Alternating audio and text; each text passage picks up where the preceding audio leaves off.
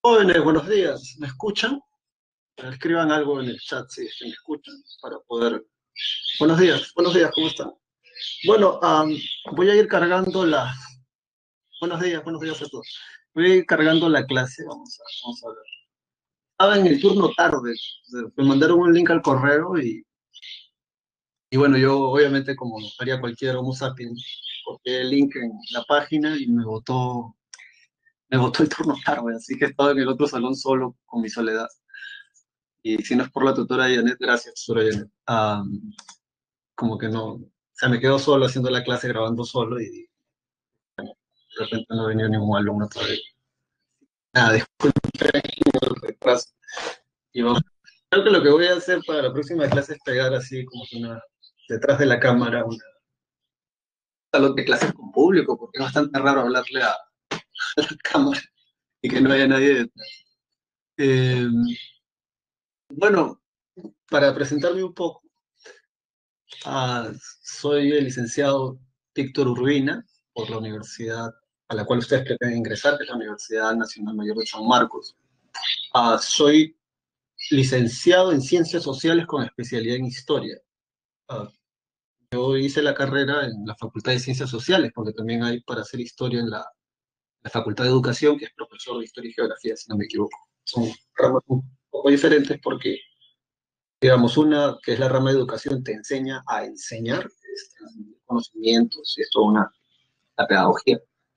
Y lo otro es, digamos, a poder investigar y poder hacer historia, poder hacer historia, poder saber cómo eh, sacar información del pasado. También, que es algo que suelo decir en mis clases, es que ingresé a la Universidad de San Marcos por la PRE. Ingresé en el año 2005, en el ciclo 2. Cuando ingresé, había muy pocos, o sea, en teoría había poca gente que estaba postulando por ahí porque era el examen tipo ensayo. En ese entonces yo solo tenía que estudiar 8 cursos: RM, RB, metría, trigonometría, aritmética y álgebra, que venía en un solo curso, historia, geografía y economía. Después de eso, no estudié biología, no estudié física, no estudié filosofía. Era un método diferente. Y justamente en ese sentido, creo que todos ustedes deben de entender, no sé si aquí hay gente que venga de otra experiencia virtual como es esta. Esta es una situación diferente. A, a todos nos ha obligado esta pandemia, causa del coronavirus, a migrar al siglo XXI. En las clases presenciales en la pre les solía decir a mis estudiantes que, o sea, nosotros ya vivimos en el futuro, pero en realidad no la queremos todavía, ¿no? O sea, esta idea de poder, por ejemplo, tener aparatos como o poder tener estas cosas, eso eran cosas que antes la gente soñaba, ¿no? Hace unos 50 años atrás, sin ir muy lejos. Y producto de esta pandemia, todos nos hemos visto obligados a migrar a esta nueva tecnología. La clase se va a llevar así, en la medida de lo posible. Si es que por ahí estabas esperando, no sé, pues la clase con la pizarra atrás y esas cosas, um, particularmente no creo que lo haga, porque, ¿cómo te lo explico? ¿Cómo lo explico para que ustedes lo entiendan? Es como que tengas una consola de videojuego moderna, llámese SP, no sé, pues 4, 5, quiera jugar algo de Game Boy, ¿no? En una consola así, ¿no? Esto vendría a ser lo más moderno que se puede conseguir ahora. Y digamos, las clases con la pizarra, que el profesor anota y esas cosas, está bien para una clase presencial. Y esto es porque esa clase se da así desde hace más de 150 o 200 o 300 años atrás. Entonces, que alguno de ustedes desee que esta clase pues se llegue así de repente con atrás y eso que digamos está muy bien, cada uno de los profesores la prestan capacitado para poder hacer eso de una manera excelente. Bueno, Aquí, en esta situación, esta clase virtual, no, aquí hay que usar de repente otros recursos, ¿no? Hay que usar videos, audios, imágenes, para poder justamente sacarle provecho a eso y poder facilitar el aprendizaje, que creo que es el objetivo. Otra cosa, bueno, de mi parte voy a dar lo mejor de mí para que ustedes puedan aprender, que creo que es la idea. Eh, Todo lo que se te va a enseñar aquí en este espacio de unas 1 hora y 50 minutos va a ser lo que te vas a necesitar para poder responder bien en tus exámenes aquí en la PRE, también en el examen general, obviamente. Ay, algo me está olvidando.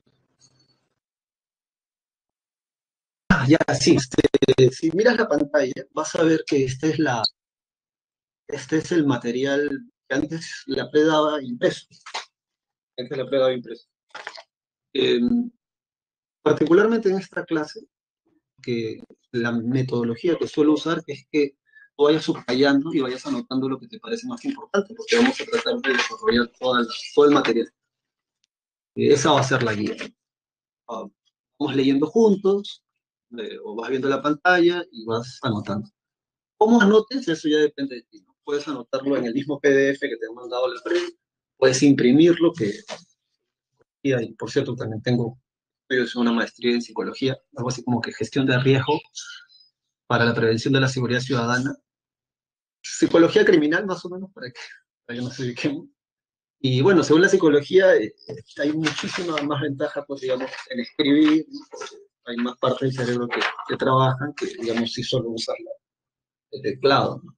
Y esto es por una cuestión evolutiva, adaptativa, que justamente vamos a ver eso en esta clase. Entonces, sí, tenemos el material aquí. La clase comienza con historia, ¿no? Dice desde los conceptos básicos de la historia hasta la de los metales, ¿no? Los temas que vamos a tratar son teoría de la historia, hominización, prehistoria, edad media y edad de los metales. Bueno, entonces esa es la sugerencia, ¿no? Tú vas subrayando lo que te sugiero que subrayes, porque definitivamente me imagino que algunos de ustedes ya tienen un método de aprendizaje de estudio. Y bueno, vamos a comentar. Ya me tomé. Hasta aquí no sé si hay alguna pregunta, que obviamente por estar siempre en estar público, privado no contesto. Pues, bueno, y me debe de hacer tu pregunta. No, todos los temas de la separata, todos los temas aquí del curso de historia son los mismos del ciclo pasado. De hecho, se han incluido, o mejor dicho, siguen todos los temas del ciclo pasado. Si alguno de ustedes ha conseguido o ha revisado, porque ahora te puedes descargar los materiales de la PRE por la internet, si no me equivoco, si te consigues las separatas de los ciclos pasados, o sea, van a ver que son los mismos temas. Así que en ese sentido no hay problema. ¿Ninguna otra pregunta entonces ya para comenzar? Tenemos que hacerlo.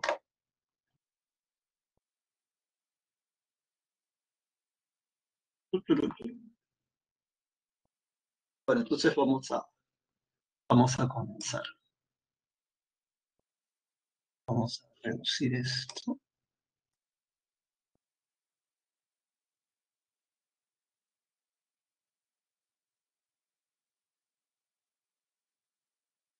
Bien, la historia. ¿Qué cosa es la historia? Am, Historia viene de una palabra en griego. No sé si puedo usar el lápiz. Vamos a ver si usar el lápiz aquí.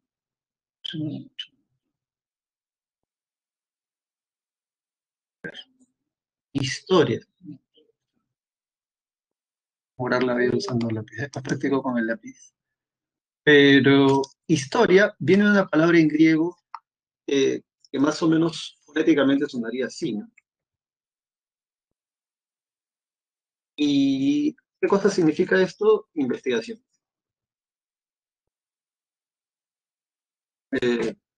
Historia, que es una palabra en griego, significa investigación. Ahora, ¿alguno de ustedes sabe o recuerda, o por ahí ha escuchado, a quién se le considera el padre de la historia? Pueden usar, obviamente, el chat público para eso.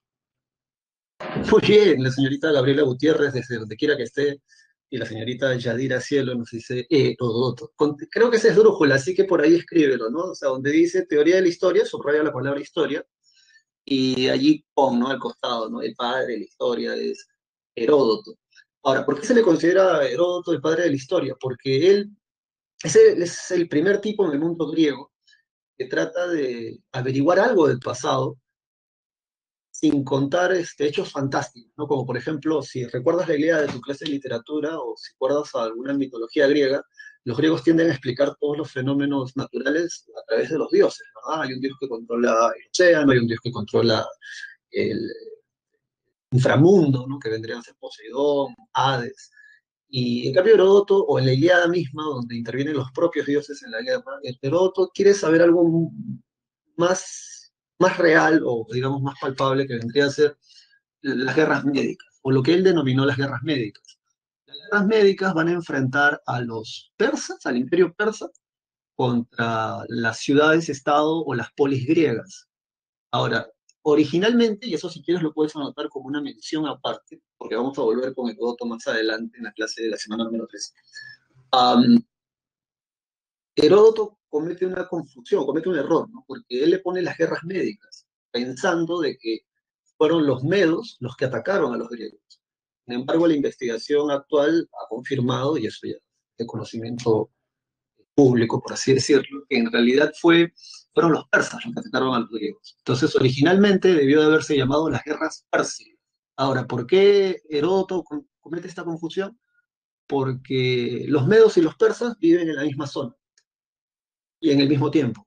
Entonces, a veces los medos conquistan a los persas y a veces los persas conquistan a los medos. Cuando Darío primero inicia la expansión hacia lo que vendría a ser Europa Oriental, eh, él era persa, pues, ¿no? Entonces debió haberse llamado así. Así que por ahí anota eso.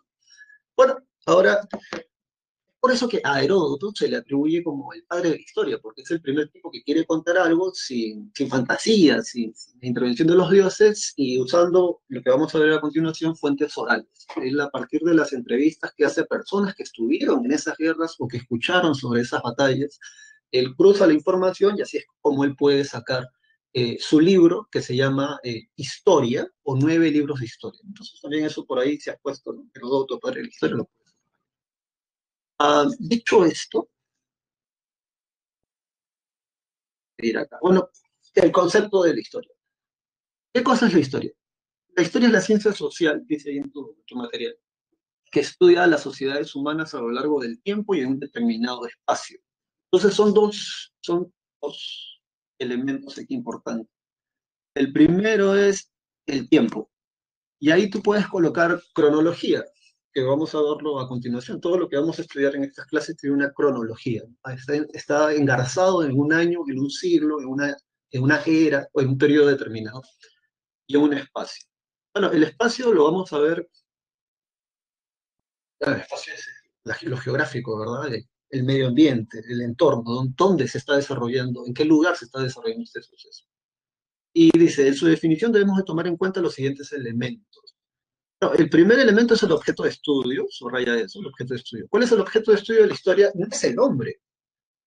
En el siglo pasado, y ahora ya no suena tan chistoso, antes sí sonaba chistoso a mucha gente, pero en el siglo pasado decía, ¿no? La historia la hacen los hombres, entendiendo que ahí se incluían a las mujeres. Entonces, no, hombre es sexo masculino. O sea, aquí no hay varones en la clase que hemos sido. No es eso. Am, como dice ahí en la separata, o en el material de trabajo, el objeto de estudio de la historia es estudiar al ser humano en sociedad, porque tampoco la historia estudia a un ser humano aislado. Bien es cierto, producto de la pandemia, estamos en aislamiento, el ser humano es un ser que hace lo que tú y yo hacemos ahora. De alguna manera nos estamos conectando, estamos haciendo, ¿no? Entonces, la historia estudia eso, un ser humano en sociedad, no a un ser aislado, a través de los hechizos. Bueno, luego de esto, le sigo dando aquí pensando que esto me va a dar a la manito. ¿Cuáles son los elementos de análisis para el estudio de la historia?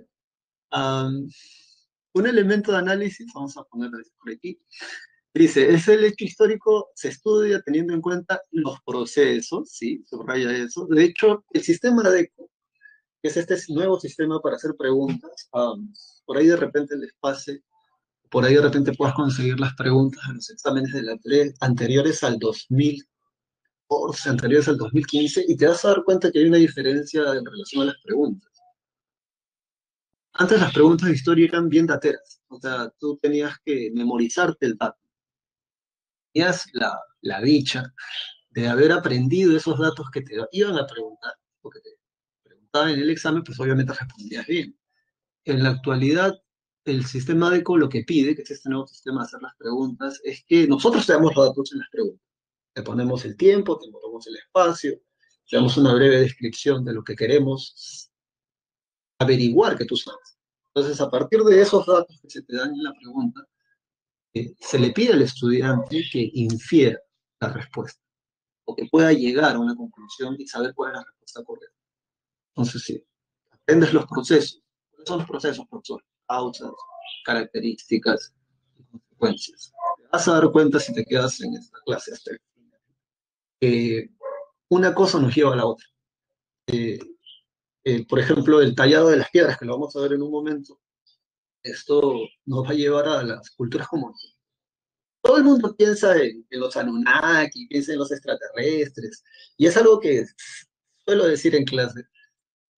Pensar que las pirámides de Egipto fueron construidas por seres que vienen de otro planeta o por seres superiores fuera de nuestra especie es un insulto al ingenio humano, porque en esta clase justamente vas a aprender que los seres humanos, los homínidos, tienen tallando piedras no 1, sino 2 millones de años.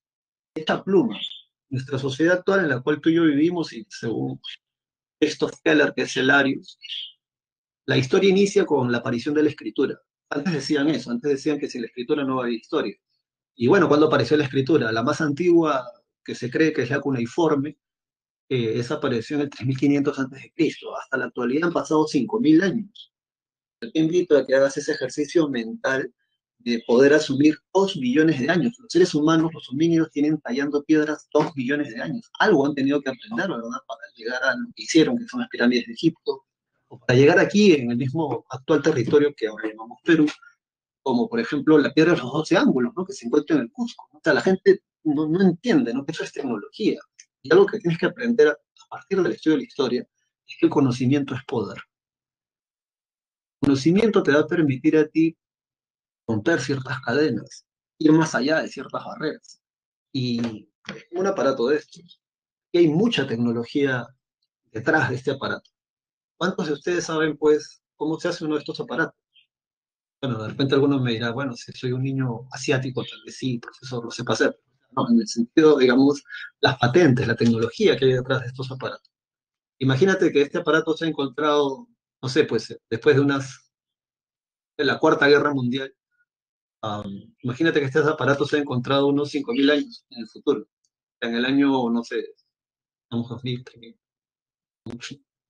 el año 7000 después de Cristo, y alguien encuentra uno de estos aparatos. Entonces los arqueólogos de ese entonces lo vean y digan, pucha, no, esto es demasiada tecnología para que los primitivos habitantes de la Tierra del año 2020 hayan podido hacer algo así. Pero pueden decir eso, porque tal vez no van a encontrar los archivos que nos digan cómo hicieron estas cosas. Porque eso me imagino que se guardan celosamente. La misma idea es con la tecnología antigua. Los grupos, las élites, los grupos de poder, los dominados, los que dominan, los que controlan, dirigen, administran la vida de una población, ellos finalmente tienen esta capacidad, tienen estas tecnologías que obviamente no lo sabe cualquiera. Y para la actualidad, ya después de unos 5000, 4000, 3000, 2000 años después, en la actualidad, en el hoy, no sabemos cómo se hicieron. Pero de lo que sí estamos seguros es que ellos lo hicieron. Y de eso no puede caber duda, sino como arqueólogos. Pero bueno, siguiendo entonces con esto, los procesos, causas, consecuencias. El contexto dice tú separas las condiciones espaciales y temporales y sociales.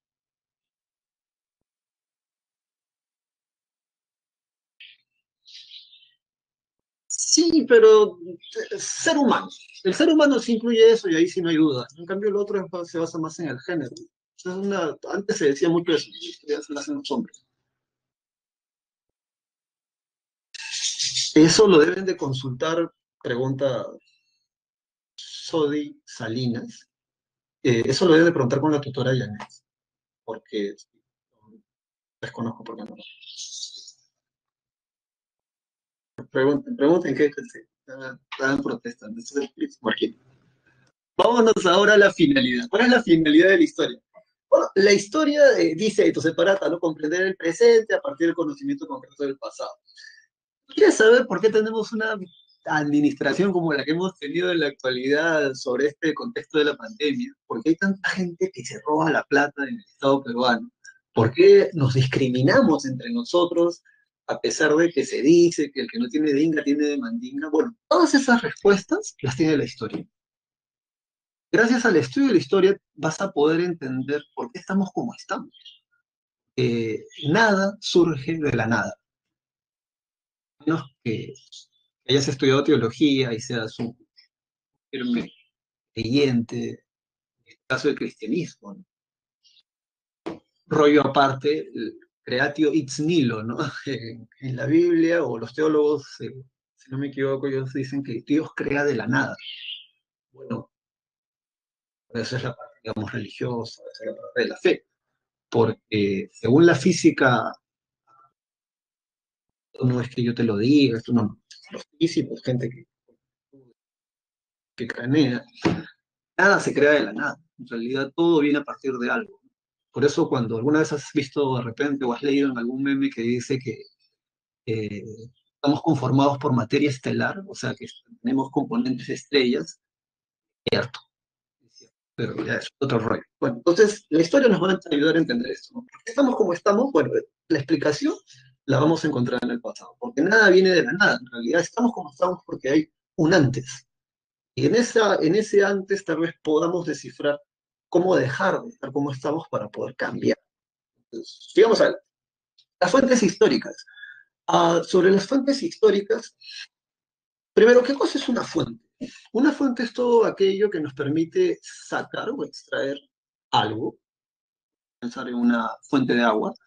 Y en este caso, para el estudio de la historia, una fuente histórica vendría a ser todo aquello que nos permita reconstruir el pasado. Bueno, y creo que aquí dice algo así, se considera fuente todo vestigio del pasado, entonces subraya eso, todo vestigio del pasado. Todo vestigio del pasado proporciona información para la reconstrucción del hecho histórico. ¿Verdad?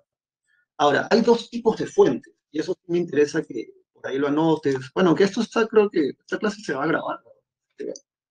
Están las fuentes primarias.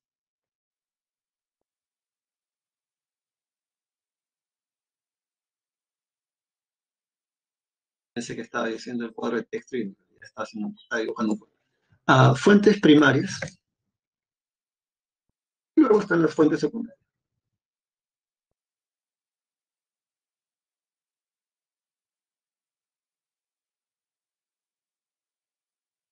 Sí, sí, sí, cualquier queja con la tutora, por favor. Entonces, a ver, las fuentes primarias, jala una flecha donde he escrito fuentes primarias, donde tú hayas escrito, jala una flecha donde dice directo. Las fuentes primarias tienen la característica, o tienen dos características principales. La primera es que eh, están hechas o han sido generadas o pertenecen al propio contexto histórico. Y la segunda es que, sí, sí, bueno, esa es la principal, como dice acá, elaboradas contemporáneamente al hecho escrito y producidas por los testigos o protagonistas del evento. Entonces, donde dice directas, ahí incluso para atacar. Estoy señalando como si pudieran ver.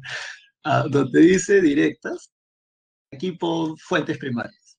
¿Por qué es importante que sepas esto? Porque la Universidad de San Marcos en el examen general y también la PRE han preguntado por esto. La última pregunta que recuerdo iba de esta manera. El, eh, Algo así como que parte del diario de Cristóbal Colón, transcrito por Bartolomé de las Casas. Para poder ahondar en esto, vamos a continuar con la siguiente. Pues vienen ahora las fuentes secundarias. Vamos a ver. Las fuentes secundarias, indirectas, dice tu separata, y esas son las dos palabras claves. En esta clase, por cierto, en esta clase vas a aprender una serie de cosas y espero que aprendas más cosas de las que te pide el examen. Y una de esas cosas que vas a aprender, al menos aquí, es raíces de palabras o palabras claves. Las palabras claves son aquellas palabras que, por ejemplo, tú le engarzas a un tema, y esto es una cuestión pedagógica, y tú ya a partir de esa palabra clave puedes deducir otras cosas. Entonces, cuando tú pienses en fuentes primarias, piensa en la palabra directa. ¿Por qué? Porque de manera directa las fuentes primarias te van a llevar a lo que tú quieres estudiar, a tu objeto de estudio. En cambio, las fuentes indirectas vendrían a ser fuentes secundarias, y ahí escribe eso. Ahora, ¿por qué son fuentes secundarias o fuentes indirectas? Y ahí está la respuesta. Elaboradas con posterioridad a los hechos descritos y por personas que no participaron del evento. Y sí, entonces vamos a poner, a ver, vamos a poner un ejemplo de esto. Vamos a usar otro color porque creo que ya mucho esto. Bueno, el ejemplo que suelo poner en clases es, a ver, vamos a un objeto de estudio de la historia. Por ejemplo, yo quiero hacer una investigación sobre cartas de Miguel Grau hasta 2 meses antes.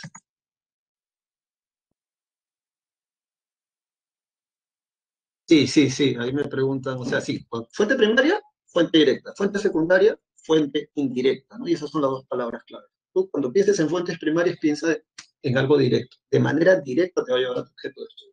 Y una fuente secundaria es aquello que de manera indirecta, haciendo un vueltón, te va a llevar a tu objeto de estudio. Y ahora con este ejemplo vamos a aprender eso. Bueno, cartas de Miguel Grau hasta 2 meses antes del combate de Roma, 1879, ¿verdad? Bien, este es nuestro objeto de estudio. Tú y yo queremos saber qué cosa escribió Miguel Grau 2 meses antes de el evento del 8 de octubre, ¿verdad?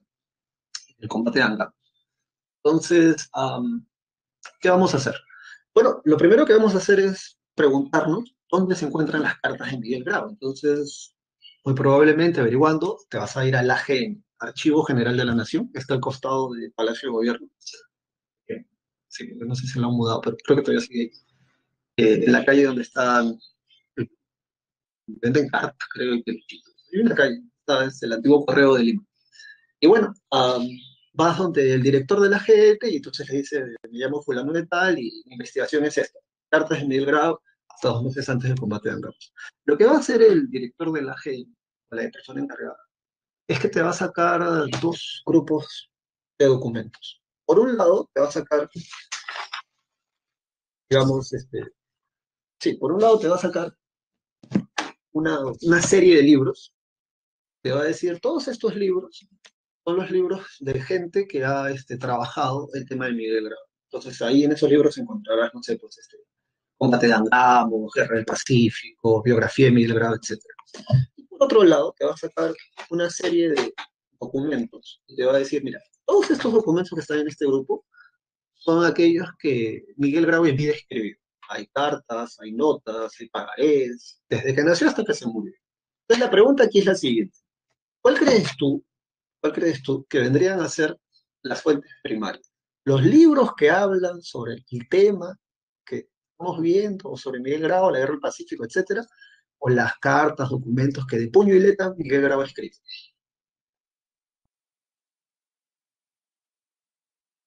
Cartas, sí, obviamente. Sí, ahí está Giovanni, Renzo, Jim, puño y letra, ¿no? Nadie, sí, eso.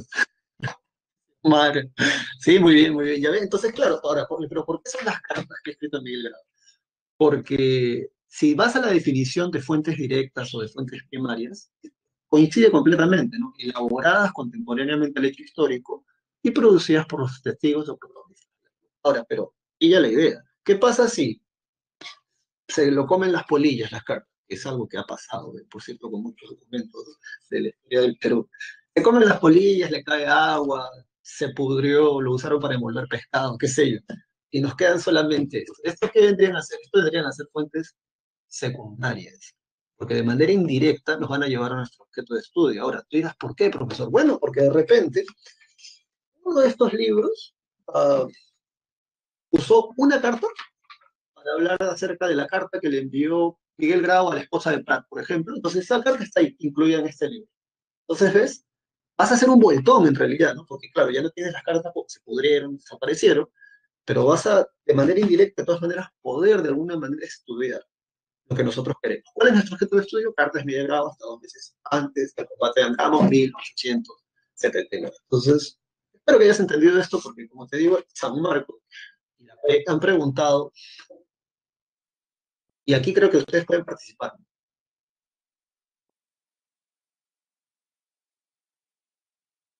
Bueno, allá. El diario de Cristóbal Colón, transcrito por Bartolomé de las Casas. La pregunta era algo así como, ¿qué cosa es? ¿No? O sea, ¿y para ti qué cosas serían? ¿Fuentes primarias? ¿Fuentes secundarias? ¿Fuentes directas o una fuente directa? Ajá, ahí tenemos ahí Renzo, Jennifer, Alejandra, Giovanni. Ajá, sí, fuentes, sí, muy bien, sí, Natalia, Camila, Nicolás, Lady, sí, secundaria, fuentes secundarias. Eso está bien, muy bien. Entonces vamos a seguir adelante. Bueno, aquí luego, en esta separata se ha incluido, vamos a ver cómo voy de tiempo. Heródoto dice, ¿no? Realizó las primeras descripciones analíticas del conflicto bélico. Sí, bueno, vamos a subrayar esto, ¿no? El conflicto bélico, las guerras médicas. Sí, es importante que lo sepas, padre de la historia. Ya sabes que guerras médicas, ahí puedes anotar al costado, debió de haberse llamado guerras pérsicas. El compañero se equivocó, se confundió. Pensaba que eran los medos los que estaban atacando a los griegos, cuando en realidad eran los persas.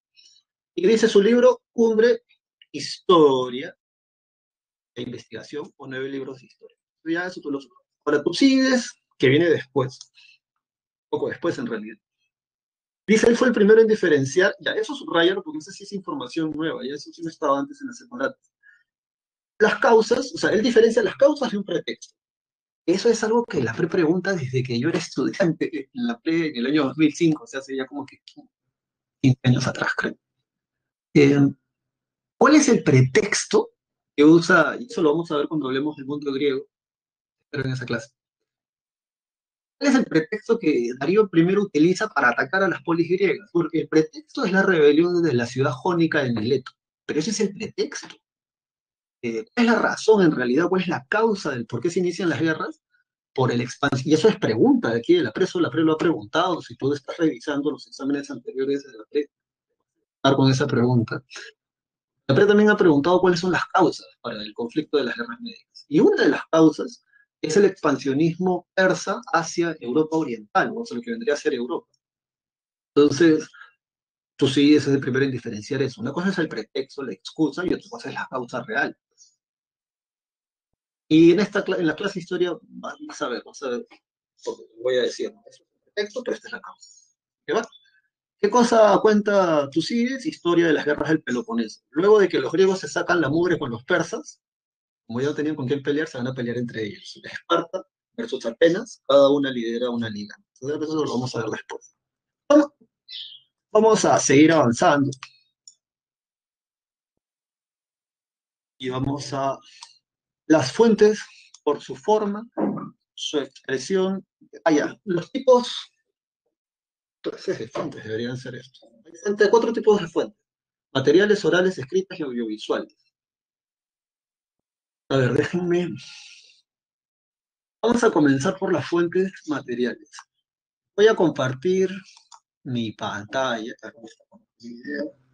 Iniciar una encuesta, compartir video, encuesta, subir presentación. No, compartir pantalla. Ya a ver,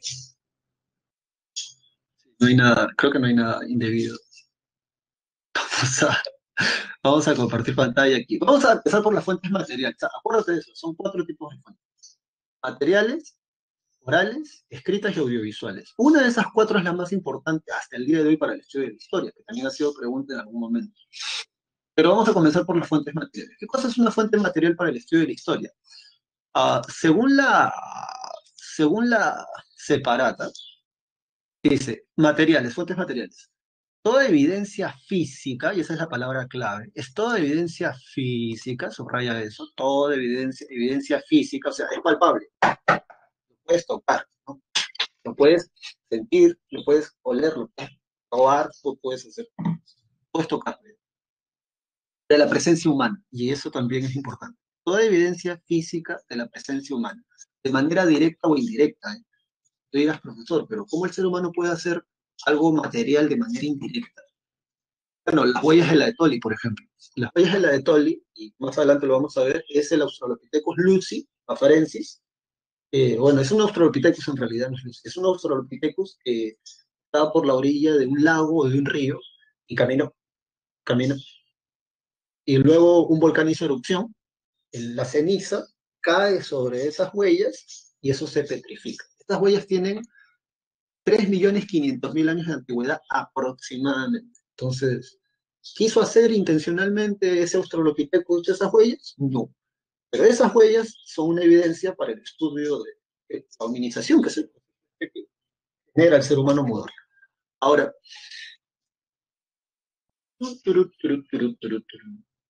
vamos a compartir así pantalla para ver esto. A ver, solo que no los puedo escuchar. Me pregunto si... Ahora, ¿ven lo que... ¿Qué cosa es esto? Ven la pantalla, pero primero voy a preguntar porque no sé si ven la pantalla. Sí, sí ven la pantalla ya. ¿Saben qué cosa es eso? Sí, es un mojón, caca, mierda. Pero no es cualquier caca, no es cualquier mierda. En realidad es un coprolito, se llama. Es un mojón fosilizado. Que tú no lo creas, eso sirve para estudiar la historia. Tú dirás, ¿qué cosa, profesor? ¿Qué clase me he metido? No, en realidad sí, porque lo que sucede es que gracias al estudio de esto de los cuprolitos, que es mierda fosilizada, podemos saber la dieta. ¿Qué rayos comía la gente hace miles de millones de años? ¿Ah? Y no es chiste, no es broma. Si tú buscas por internet, y estamos todos en internet ahora, vas a encontrar de que el coprolito más caro que se ha vendido, creo que fueron $2 millones, si no me equivoco. $2 millones. Ahora tú dirás, pero era la gran cagada. No, lo que pasa es que era dinosaurio. Era un cuprolito de un dinosaurio. Entonces, por eso era tan interesante. Bien. ¿Qué más es una fuente material para el estudio de la historia? Para la reconstrucción del estudio de la historia. Vamos a aprender esta. Bueno, cerámica, todo lo que el ser humano haya producido de manera directa o indirecta. Un botón, esa es una buena pregunta. Chicos, un botón, chicas, ¿nos puede servir para reconstruir la historia de la humanidad? ¿Ustedes qué dicen? A ver, usemos el chat.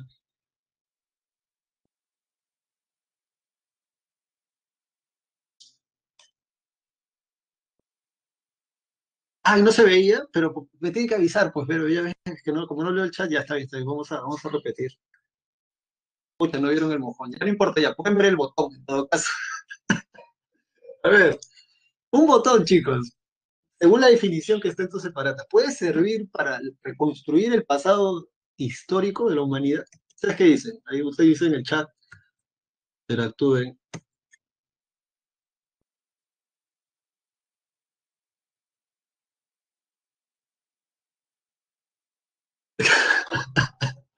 A ver, vamos a ponerlo solo a pedido del público, ¿ya? Es un coprolito, coprolito. Es un mojón fosilizado. Y sí, sí, sí, pones a investigar, hay unos que se han vendido muy caros justamente por esta idea que te digo. Pero a ver, un botón, ¿nos puede servir para reconstruir el pasado de la historia? ¿Ustedes qué dicen? Sí, es una respuesta de sí o no. ¿Sí o no? El botón, ¿sí? ¿Ustedes creen que sí? Hay gente que dice que no. No, y ahí está, ¿eh? Sofía dice no. ¿Pero por qué no? No, porque no. No, no, pero a ver, vamos a otra imagen. Un marcador, un resaltador, nos puede servir para reconstruir el estudio de la historia. Resaltador, todos ustedes usan, ¿verdad? Para resaltar las ideas en papel y eso. ¿Sí? Ya, para aquella gente que piensa que no, en realidad sí cumple con la definición de fuentes históricas. Primero, ¿cumple con la definición? Eso es creo que algo que tenemos que entender. ¿Cumple con la definición, sí o no? Claro que sí cumple. Eh, y ahora, ¿cómo vuelvo a mi presentación? Acá está, mi presentación. Yo no sé cómo ver a mis presentaciones. Vamos a dejar de compartir esto. Ahí aquí está. Ya bien. La definición, ¿qué cosa dice? Vamos a darle rápido porque si no me voy a quedar sin tiempo como en las clases presenciales. Toda evidencia física de la presencia humana, artefactos, construcciones, desperdicios, restos humanos. Bueno, si volvemos a la imagen, ¿sí? Si volvemos a la imagen, ¿por qué un resaltador? Bueno, porque tienes que hacerte la idea, ¿no? Hasta cargar. Tienes que pensar en esto. Imagínate que de aquí a unos 5.000 años, la clase ya no se esté dando de manera virtual o presencial, la clase se está dando en la luna, ¿bien? Estamos en la luna. Entonces, ustedes están flotando de repente por ahí, ¿no? Ya sabes que en la luna no hay gravedad, están, poca gravedad, están por ahí. Y de repente hay porque yo no tengo, justo hablando de resaltador y yo no tengo, pero ya imaginemos que es un resaltador, ¿bien? Entonces, esto está flotando así, ¿no? Está flotando y ahí hay un holograma, ¿no? Y dice resaltador, dice. Y hay otro, uno de estos. Entonces uno de ustedes muy inocentemente preguntará, ¿no? Estamos en el año 5.000 y tantos, en la luna. O sea, ¿qué cosa es esto? Para ti de repente la pregunta suene muy obvia, ¿no? Bueno, pues, vas a saber qué cosa es eso, ¿no? Pero no, ya la gente de repente, de aquí a unos 5.000 años, tal vez ya no van a usar estas cosas. Tal vez toda la información se nos va a meter por un chip en la cabeza y vas a poder aprender todo. Pero el profesor te dirá, estudiante, muy buena pregunta. ¿Usted sabe para qué servía esto, estudiante? Pues acérquense todos, todo el mundo detrás flotando. Esto servía para lo siguiente, pásame esa cosa que está allá flotando. Entonces te traerá uno de estos. Viene flotando, te lo pasa todo. O sea, mire, antes la gente, para poder aprender las cosas, tenía que leerlas. Materiales como este. Pero como no podían retener toda la información, ¿qué profesor no podían retener toda la información? ¿Y cómo aprendía esa gente? ¿No? Antes la gente tenía que estudiar por su cuenta. Y usaban cosas como estas. Poder, mira acá, no te lo pierdas, ¿ah? Resaltar las ideas más importantes. Y entonces ustedes dirán, oh, dirán, ¿te parece loco eso? Pero eso es lo mismo que nosotros hacemos cuando revisamos tecnología antigua y decimos, ¿y para qué sirve eso?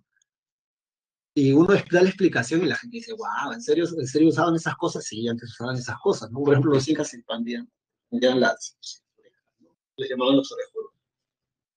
Ven esto en la cabeza. Entonces, ¿sirve para la reconstrucción del hecho histórico? Sí. Cualquier cosa que el ser humano haya producido de manera consciente o inconsciente sirve para reconstruir el pasado histórico y eso calza como fuentes materiales. Bueno, vámonos ahora a las fuentes orales.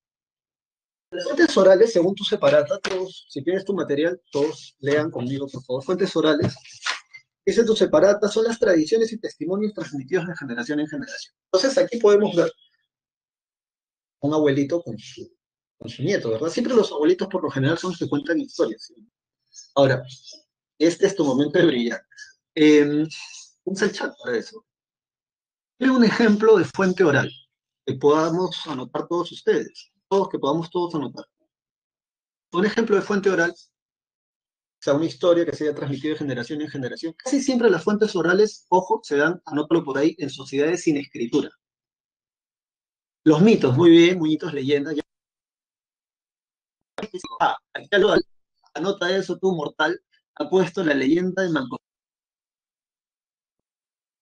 Eso es un mito incaico que explica el origen de cómo es que se inicia, ¿no? La cultura incaica y el imperio luego de los incas. Entonces, anótalo. Ahí donde dice fuente oral, anota eso, ¿no? Ejemplo, JE, la leyenda de Manco y Mamao. Otra leyenda, otro mito, a ver, alguien que se anime. Así específico, ¿no? Como puso la leyenda de Sarah Helen. No, pues, una leyenda ahora, pero es que Sarah Helen sí se escribe en internet, no te pases. A ver, la leyenda de Apaek, ya. Y para el mundo, sí, claro. Después, ¿qué más? Aunque tú no lo creas, la Ilíada y la Odisea antes se cantaba. De hecho, la Ilíada, y eso lo vas a aprender en esta clase, se produjo muy probablemente la guerra de Troya en el año 1250, aproximadamente antes de Cristo. Homero, por eso muchos profesores de literatura o estudiosos de esa obra dicen que Homero no sería el autor, sino más bien sería el mejor cantante, porque originalmente la Ilíada era un canto. Por eso cuando tú ves, o si has tenido la oportunidad de leerte un libro así, no el resumen del resumen, ¿no? Sino el libro de la Ilíada, vas a ver que no está dividido por capítulos, sino está dividido por cantos. Porque así como cuando en la actualidad tú vas a un concierto a escuchar música, antes en las fiestas griegas había un tipo que cantaba, ¿no? Que cantaba las historias épicas, y la Ilíada antes se transmitía oralmente, era una canción. O como en la Edad Media, ¿no? El cantar de Roldán, Cantares de gesta, el cantar de Roldán, sí, ahí está muy bien, ¿no? Cristian Mendoza, creo que es el apellido. No puedo leer todo el apellido. Cristian Mendoza, dice aquí en el libro. Los hermanos Ayer, Nicole, gracias, sí, los hermanos Ayer, entonces sí, ahí anota eso, anótalo. ¿Sabes por qué te digo que anotes? Porque mira, tú tienes más de 16 cursos. Si tienes así una memoria así como una mente brillante, que todo lo lograbas así bien por ti, pero la mayoría de los mortales se nos olvidan las cosas, ¿no? Entonces, todo lo que te parezca importante, en todo caso, anótalo, o al menos lo que yo te sugiero, porque así vas a poder aprender mejor esto. Cantar del mío, sí, sí, ajá, muy bien, muchas gracias, Omar. Y así, ¿no? Bien, entonces vamos a seguir, porque creo que esta idea quedó clara, ¿no? Está aquí justamente los griegos, si miras ahí están los griegos, un arpa, obviamente pues ya se cantan este instrumento musical. Esta vendría a ser los cantares de gesta. Si miras aquí en la imagen, tiene una mandolina, que es una ranguita, ¿no? Y el hombre ahí está cantando. Ahora vámonos a las fuentes escritas. De las fuentes escritas de plano, escribe lo siguiente. Escribe en tu separado. O escribe en tu soporte, donde tengas ahí cantando tus cosas. Hasta el día de hoy, las fuentes escritas son las más importantes para el estudio de la historia. Sí, sí, escríbelo, dale, dale.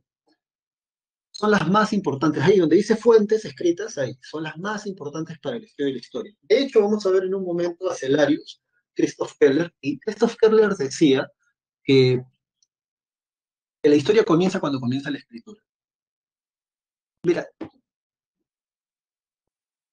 gracias a la escritura podemos saber, por ejemplo, cosas tan locas como esta. En esta tablilla cuneiforme, lo que hay aquí es cuántas vacas, cuántas reses, cuántos bueyes y cuántos kilos o sacos de trigo o de cebada está llevando un, alguien que vivió en Mesopotamia hace más de 3.000 años antes de Cristo, al Sigurat, que es un templo administrativo religioso.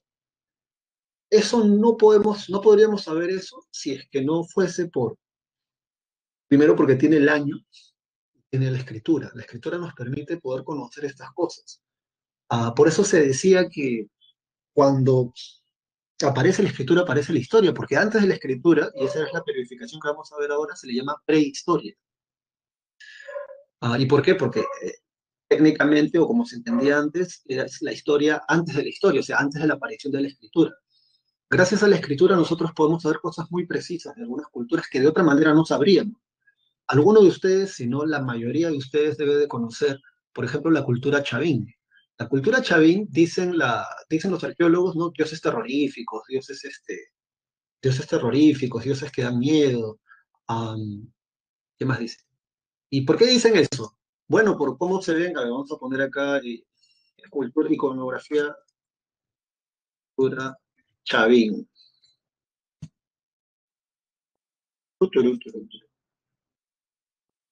Bueno, si miran acá, está, espérenme,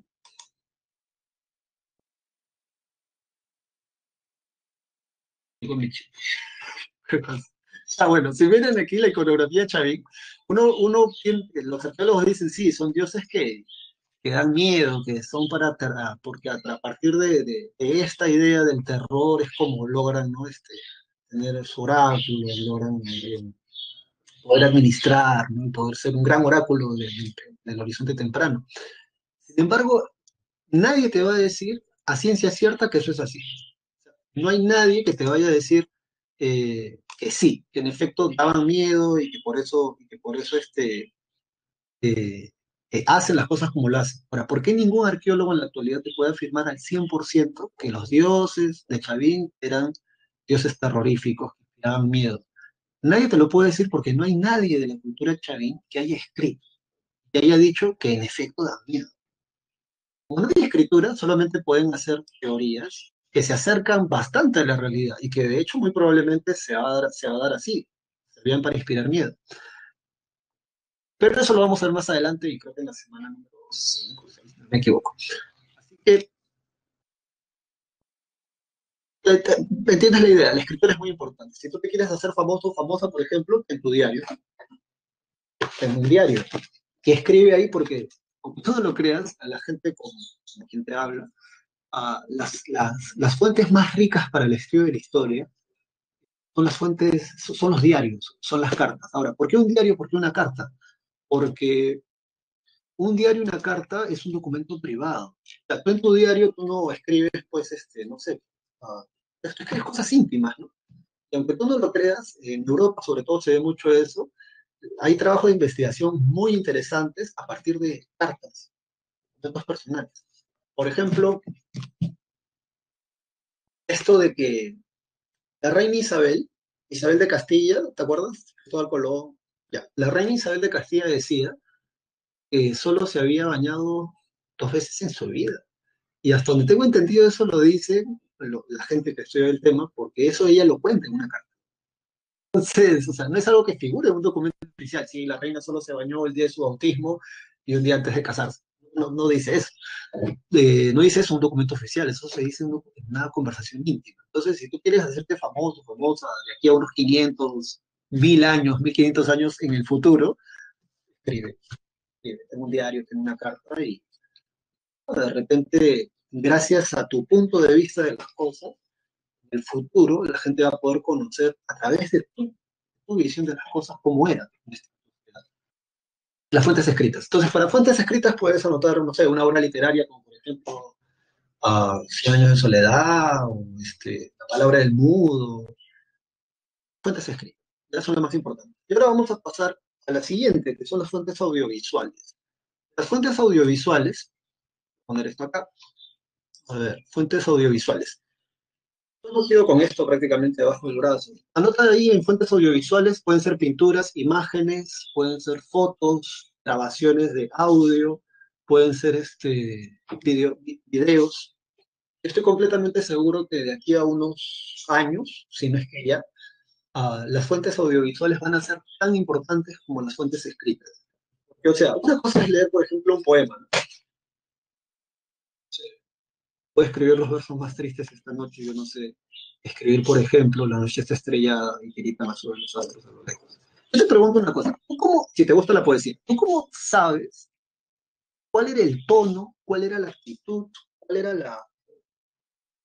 la performance del poeta cuando escribía eso? Porque yo sé que tú en tu cole siempre, ¿verdad? Hay ferias, hay concursos y salen a declamar, ¿no? Pero tú, ¿cómo sabes que realmente el poeta lo está escribiendo en ese tono? Una cosa es, y eso es una videollamada, y gracias a los videos vamos a poder saber eso, y la escritura no nos da eso. Por ejemplo, puedo escribir los versos más tristes esta noche. Escribir, por ejemplo, la noche está estrellada y gritan sobre los astros. No, entonces, o sea, es otra actitud, ¿ves? También puedo escribir los versos más tristes esta noche. Escribir, por ejemplo, la noche está estrellada y tiritan azules los astros a lo lejos. La videollamada o los videos nos van a permitir eso. Es algo que la escritura no puede hacer. No nos puede transmitir con qué tono de voz, con qué actitud poeta estaba escribiendo eso. Y bueno, tu generación pertenece a la de, hola, ¿cómo estás? Te ha puesto una galletita que no te lames la lengua con el codo, ¿no? Entonces, o sea, esa tu generación ha nacido con eso. De aquí a unos años te vas a acordar de mí, van a haber estudios sobre eso. Porque este fenómeno de los youtubers o los instagramers o no sé qué más hay, pero este fenómeno es un fenómeno propio del siglo XXI, no existía antes. Entonces, vamos a volver aquí al chat. Los tambores de pie, no, espérate, me he retrasado un poquito en el chat. Renegado. Influencer, gracias, sí, influencer, sí, así se llama, influencer. Bueno, no, que puede, ¿no? Si puedes sacarle provecho, si esto vaciló, enhorabuena. Bien, esto se me desconectó, no sé por qué. Estoy hablando de la cámara desde hace media hora y me he dado cuenta de que no tenía la cámara. Así que vamos a retomar esto y vámonos ahora a las disciplinas y ciencias auxiliares, ¿ya? Vamos a ver sí, estaba hablando así, muy emocionado y todo, y nadie ha visto nada, así que quedará para el audio nada más. Vamos ahora a las disciplinas y ciencias auxiliares, ¿bien? Esto es fácil y vamos a hacerlo lo más rápido posible. La PRE ha preguntado por esto, por cierto. Cuando daba las clases presenciales, siempre habían estudiantes que se me acercaban y me decían, profesor, ¿cuáles son las citas? Ya, No es que yo te voy a decir, sí, esta pregunta, este tema va a venir. No, no puedo hacer eso porque en realidad hay un sistema de filtros que a cualquier, o sea, justamente saber qué van a preguntar. Lo que sí te puedo decir, porque lo recuerdo, es qué cosas o qué cosas ya han preguntado en la pre a partir de la separata. Entonces, eh, lo han preguntado. ¿Cuántas ha preguntado la pre? O sea, la historia, ¿no? Los exámenes. Han preguntado. Disciplinas y ciencias auxiliares también han preguntado. Entonces, en tu separata, vámonos a ese punto en tu separata para aquellos que no sé si no se ubican, vamos a. Esperen, quiero volver a la presentación. ¿Cómo vuelvo a la presentación? Así que hay una opción. Bajo el teclado. No. Ya, bueno, no sé. Pero vámonos ahora a las disciplinas y ciencias auxiliares, es el punto 3 en tu material de trabajo. Déjame compartir. Ajá. Presentación, ahí vamos aquí. No, pero sí está. No puedo dejar de compartir pantalla. Bueno. ¿Ustedes ven algo en la pantalla? Es audiovisual. Sí, sí, la pintura es audiovisual porque es una imagen, ¿no? Pero estamos hablando propio, cuando dice fuentes audiovisuales, estamos hablando más, bueno, sí, fuentes audiovisuales, pinturas, imágenes, sí, porque por las pinturas rupestres, por ejemplo. Bien, ah, vámonos ahora a disciplinas y ciencias auxiliares rápidamente, porque si no se nos va a agotar el tiempo y tenemos que terminar las clases. Ciencias auxiliares. Para un aprendizaje rápido, arribita donde dice ciencias auxiliares se escribe equivalen a carreras profesionales. Hay un rollo teórico sobre esto, ¿ya? Las ciencias auxiliares tienen un marco teórico, tienen una metodología y nos permiten, ¿no?, producir conocimiento específico en un área del saber humano. Por ejemplo, y aquí hay 4 ejemplos, que son como carreras profesionales. De hecho, todas estas carreras existen en facultades de ciencias sociales: antropología, teología, geografía y sociología. Entonces, sí, tú donde dice ciencias auxiliares, tú puedes escribir al costado para una mejor comprensión o hacer conectar mejor la idea, equivalen a carreras profesionales. La carrera de antropología existe. La antropología, como dice Pucheparata, estudia al hombre o al ser humano como un ser físico y cultural. Un famoso antropólogo de aquí del Perú se llamó José María Arguedas. Aunque no lo creas, José María Arguedas no es que sea licenciado en pura, una vaina así, él estudió antropología. Él tiene una tesis que se titula algo así como que Comunidades Comparadas de Perú y de España. Y él descubre que hay cosas que tú y yo creíamos o creemos que son andinas, son autóctonas, pero en realidad vienen de España, sobre todo después de la rebelión de Tupac Amaru II. Eh,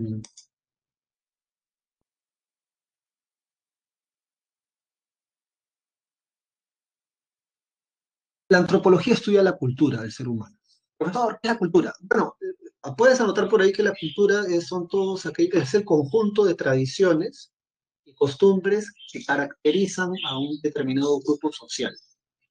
En el Perú hay culturas y subculturas. Por ejemplo, está la cultura andina, la cultura aymara, por ejemplo. Una cultura, también hay culturas urbanas. Una cultura urbana, bueno, yo creo que ya no existen porque ya se mataron, ya se suicidaron. Pero antes estaban los emo. Cuando más o menos tenía tu edad, estaba de moda ser emo.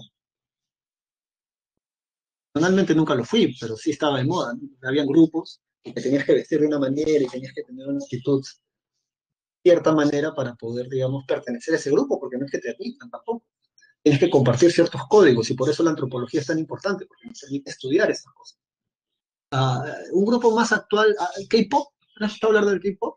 He ido a presentaciones de K-pop, a Barranco y a Salaberry, si no me equivoco. Tenía una amiga que ahora también es profesora de aquí de la PRE, que organizaba eventos así de K-pop.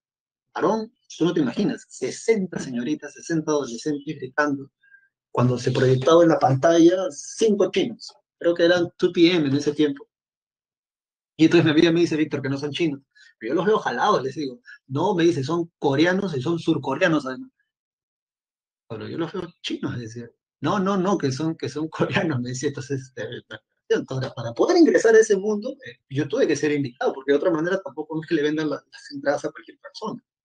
Un grupo y tienen un conjunto de características. Los otaku, ¿han escuchado hablar de los otaku? Ah, Corea del Norte no. Sí, ya ves los otaku. Entonces, la antropología estudia a esa gente. ¿Ok? Sigamos avanzando. La arqueología. Anota ahí que aquí en el Perú al menos es considerado a Julio César Tello, el padre de la arqueología peruana. Julio César Tello es el que descubre la cultura chavín.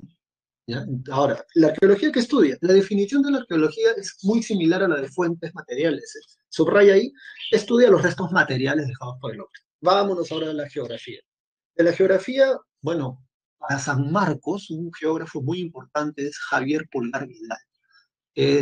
Lo vas a ver en geografía. Si nunca lo has visto, no te preocupes porque lo vas a ver en tu clase de geografía, pero ve captando la idea.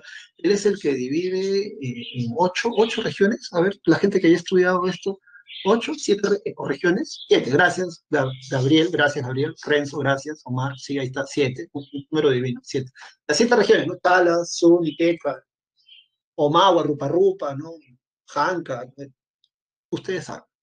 Entonces, Javier Pueblo Vidal. Ahora, estudia la geografía y se estudia la interrelación, esta palabra es importante, de la sociedad y, ojo, mucho cuidado. Cuando tú leas sociedad, eso es un término que nace de nuestra área de estudio. Sociedad, inmediatamente tú piensas en los seres humanos, ¿ya? Porque sería una, digamos, como una especie de redundancia. Sociedad humana, ¿no? La sociedad nos pertenece al medio ambiente. Entonces, la geografía estudia eso, ¿no? Cómo el ser humano se relaciona con su medio ambiente espacial, geográfico. Vámonos ahora a la sociología. Bueno, ¿cómo te explico la sociología? Que la historia sirve para comprender el presente a partir del estudio del pasado. La sociología más bien estudia el presente para comprender el presente. Un trabajo sociológico, hasta donde he entendido en mi facultad, no puede ir más allá. Un trabajo, un trabajo sociológico no puede ir más allá en el tiempo de 30 o 40 años atrás, porque si fuese más allá, sería un trabajo histórico. Entonces, una diferencia interesante. Luego de esto, espérense que creo que se volvió a apagar esto. Turu, turu, turu. Lo que yo quiero saber es cómo puedo salir estoy tratando de salir de la configuración esta. No me da, no me da. Me quedo congelado acá. Sí. No sé si la tutora, ¿estará por ahí la tutora? Creo que no está conectada. Son ocho, dice Sebastián. Bueno, no sé, después Antonio Brax dijo que eran más, ¿no? Pero no por ahí. Puertas comerciales. No, ya tenemos que ir avanzando, porque si no se nos acaba la clase. Vámonos ahora en tu separata, por favor, en tu material, a la parte de disciplinas auxiliares de la historia. Se ha congelado la pantalla aquí por tratar de compartirles esto y no sé cómo, bueno, en realidad he tratado de sacarlo, pero creo que no sale. Sí, sí, sí. Y no sale. He tratado de salir de esto, pero no sale. Quiero que salga. Dejar de compartir. No sale. Bueno, ya. Entonces, disciplinas auxiliares de la historia. Las disciplinas auxiliares, anota al costado, son técnicas de estudio. ¿Bien? Son técnicas de estudio y nos sirven para estudiar una cosa muy específica. No tienen un marco teórico en sí mismos, sino son pura metodología, son puro método. Nos ayudan, gracias a esa metodología, a saber algo. Vamos a comenzar por la diplomacia. A ver, yo quería compartirles, hice esto. Era un video externo, hice una encuesta. Vamos a, vamos a Vamos a quejarnos contra Calac porque se ha congelado esto y no sale. A ver. am, allá. La diplomacia. La diplomacia, dice su separata, dice estudia los documentos oficiales. Piensa, por favor, en cualquier tratado. Por ejemplo, el Tratado de Ancón, el Contrato Grace, cualquier documento que un Estado, imperio, gobierno o institución haga o genere, eso lo estudia la diplomacia. No documentos personales, mucho cuidado. La diplomacia no estudia diarios, la diplomacia no estudia una carta que le envió un rey a otra persona, no. La diplomacia solo estudia documentos oficiales, generados por un imperio, por una institución, un estado o alguna entidad oficial. Vámonos ahora a la paleografía, dice.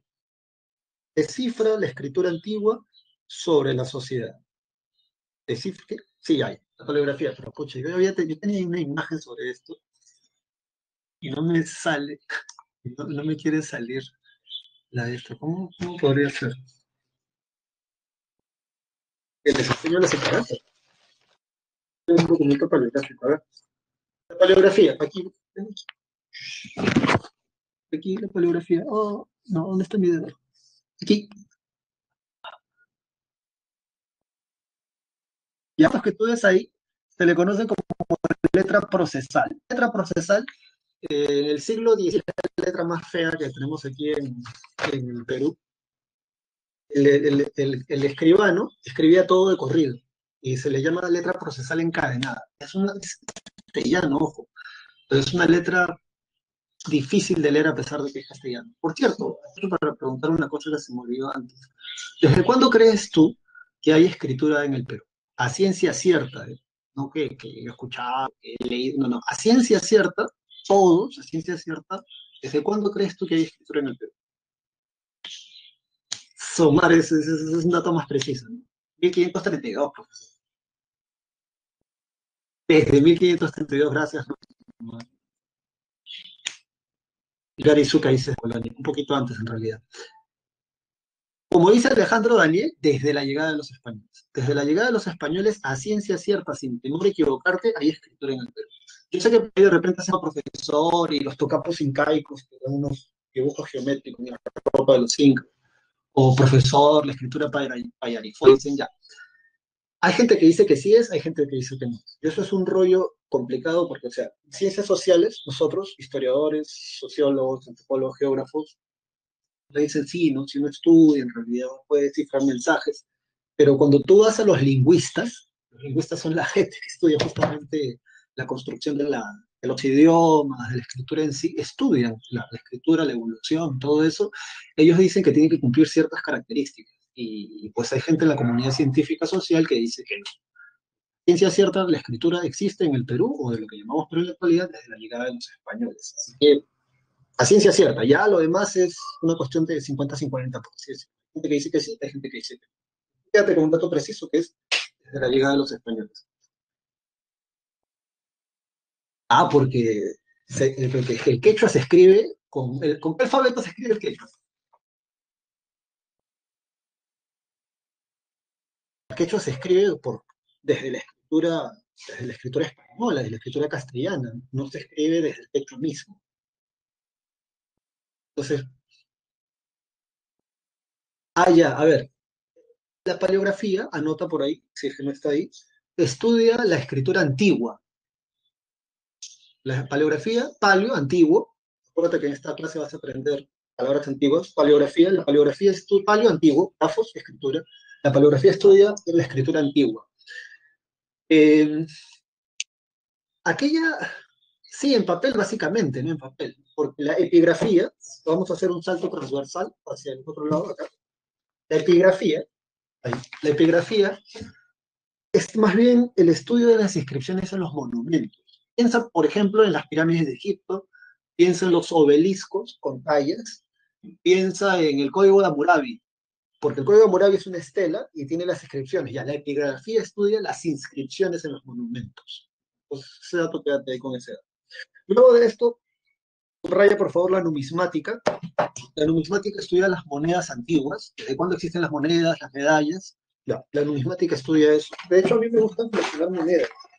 Estás en esta clase, por ahí te enseño monedas, aunque también te las puedo enseñar por la internet, pero después de ver que se me ha congelado la pantalla ya no confío en eso.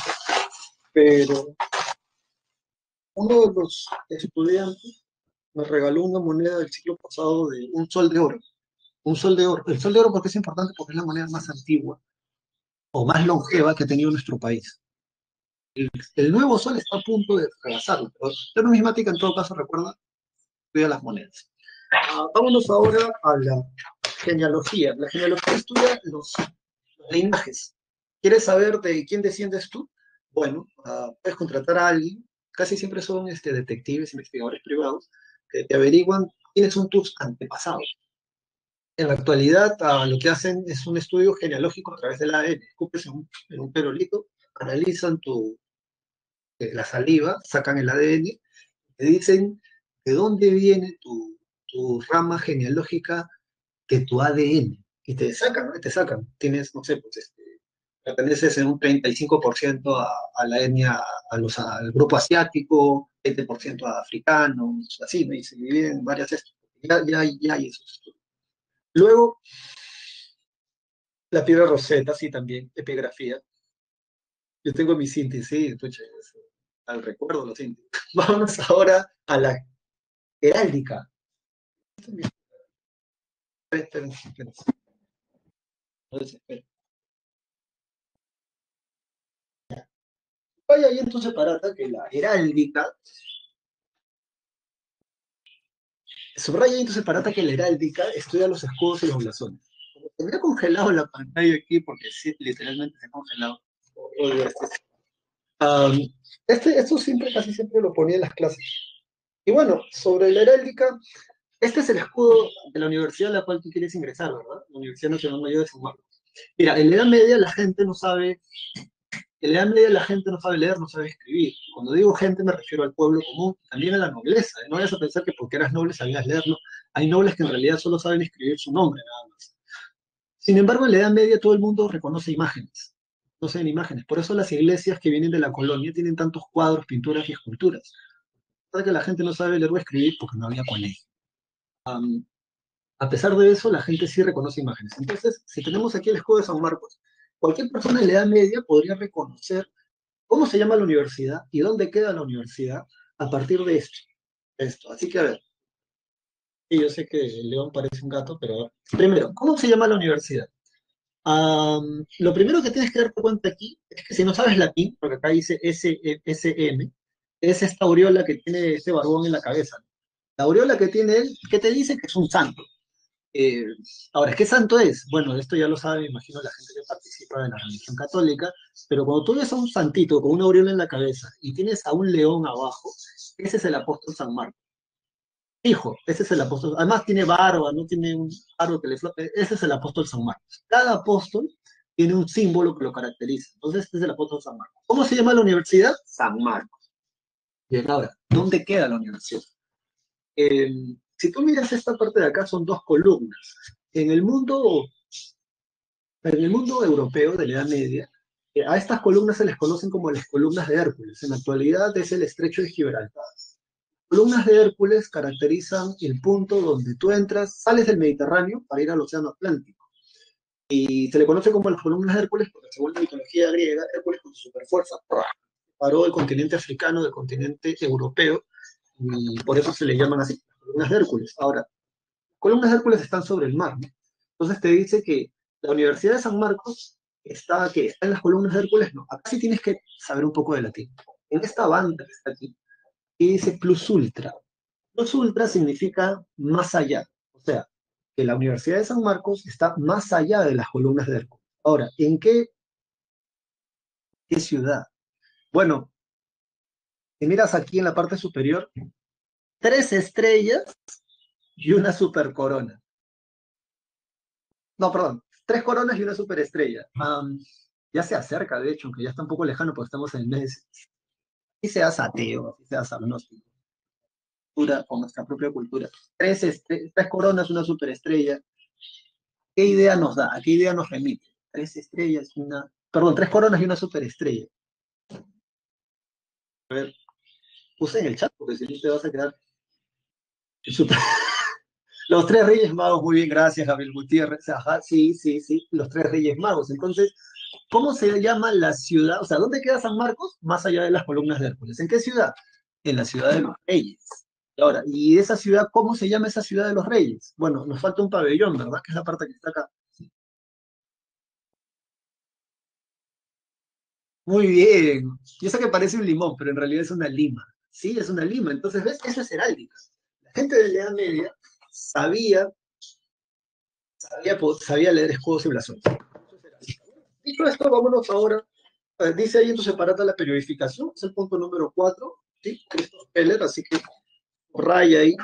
Ah, déjame leer primero, dice, filósofo alemán, representante típico, subraya esa palabra del eurocentrismo. ¿Por qué Celarius o Keller? Celarius es su apodo. ¿Por qué Keller le llaman eurocéntrico? Porque él pensaba que la historia de Europa era la historia de todo el mundo. Y de hecho es una cosa muy loca porque si pillas estas clases vas a darte cuenta de que lo que tú y yo llamamos historia universal, en realidad es la historia básicamente de Europa. Sí, sí, sí, es básicamente la historia de Europa. Bueno, nosotros por la tradición que tenemos heredada de ellos, ¿no? Entonces, por eso se le llama eurocéntrico, porque Celarius pensaba que la historia de Europa era la historia de todo el mundo. Así que no te olvides. Déjame seguir leyendo. Dice, hizo una división que comprende el desarrollo de la humanidad a partir de la escritura. Ahí subraya, sí, para Celarius existe la historia desde la escritura hasta el siglo XVIII. Es el que va a dividir, si miras ahí en tu separata, la periodificación que está ahí en tu separata, como, como me han fastidiado esto que no. Vamos a ver si puedo volver a subir el archivo, a ver si me sacan de esa parte de la...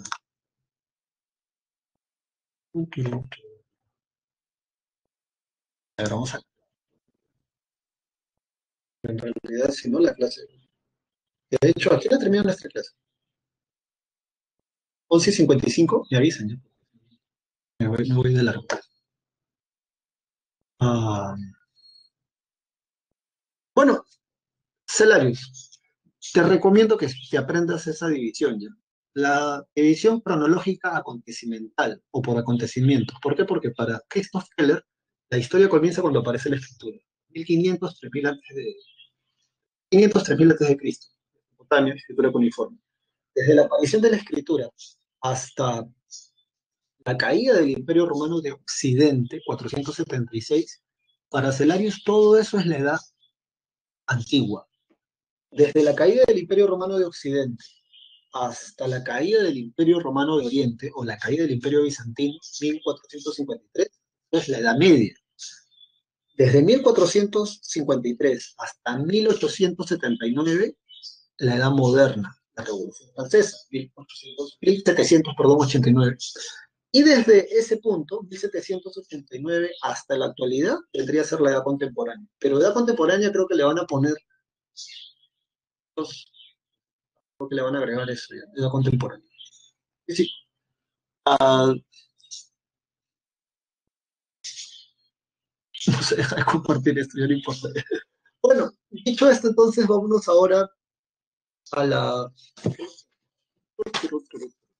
vámonos a la hominización. Tema 2, la hominización. Oh, ubíquense ahí, por favor.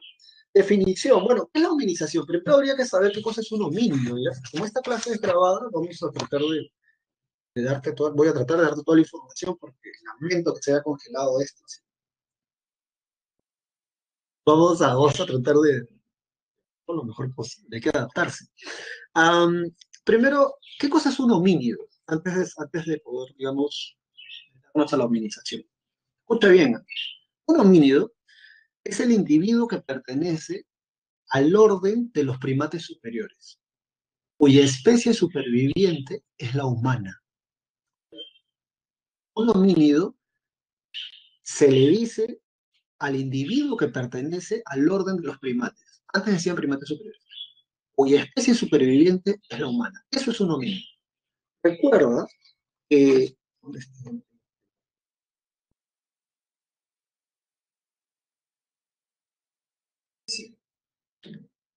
la hominización es el proceso evolutivo de adaptación de los homínidos, sabemos que es un homínido, que permitió el surgimiento de la especie humana.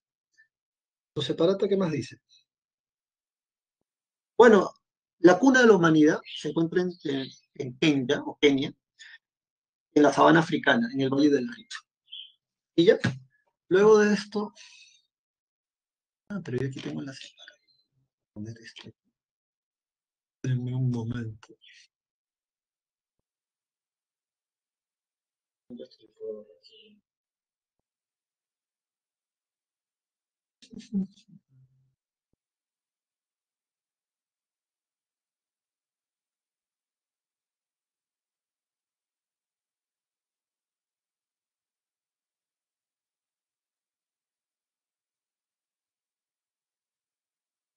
que ustedes tienen. Ya. Entonces, en la definición letra A, subraya, es el proceso evolutivo de adaptación biológica, psíquica y social de los homínidos. ¿Sí? Subraya eso. Acuérdate, son tres: adaptación biológica, lo biológico es lo físico, adaptación psíquica, que debe pensar, y social, la capacidad de convivir o de vivir en grupo de los homínidos. Ya sabes lo que es un homínido porque te lo acabo de decir. ¿Qué permite el surgimiento de la especie humana? El género es Homo. Luego tenemos las características. Subraya ahí que se inicia en África, en la cuna de la humanidad, cerca del lago Turkana, en Kenia o Kenia, en el Valle del Rift. Por ahí está también ese dato, déjame leer, dice: los restos más antiguos de nuestra evolución se hallaron, subraya ahí, los restos más antiguos, Valle del Rift. Es donde se van a encontrar el Australopithecus afarensis. Luego dice, tenemos especialmente en la zona media del río Aguas, en Etiopía. Bueno, ahí en tu separata hay una imagen que vale la pena comentar. Si miras en la parte izquierda del material que te ha entregado el PDF, que te ha entregado PRE, dice arbusto evolutivo. Como puedes notar allí, se ramifica. No es que hayamos venido, como está el otro, donde dice que es un error, desde el mono, entre comillas, porque no es un mono en realidad, el mono pertenece a otra especie. Sin embargo, pertenecemos a la misma familia, primates. Que no es que del mono pasamos hasta el ser humano moderno, no. El proceso de hominización tardó más de 5 millones de años. No 1 millón, no 2 millones, 5 millones de años. Y tenemos a nuestros antepasados. Más lejano que reconocemos dentro del proceso de hominización es el Australopithecus. ¿Por qué el Australopithecus? El Australopithecus es un tipo de homínido bípedo. O sea, el Australopithecus ya se erguía en dos patas. Y esto es una característica sine qua non para comenzar a hablar de los homínidos. Eso es lo que nos caracteriza. Nosotros nos erguimos en dos patas.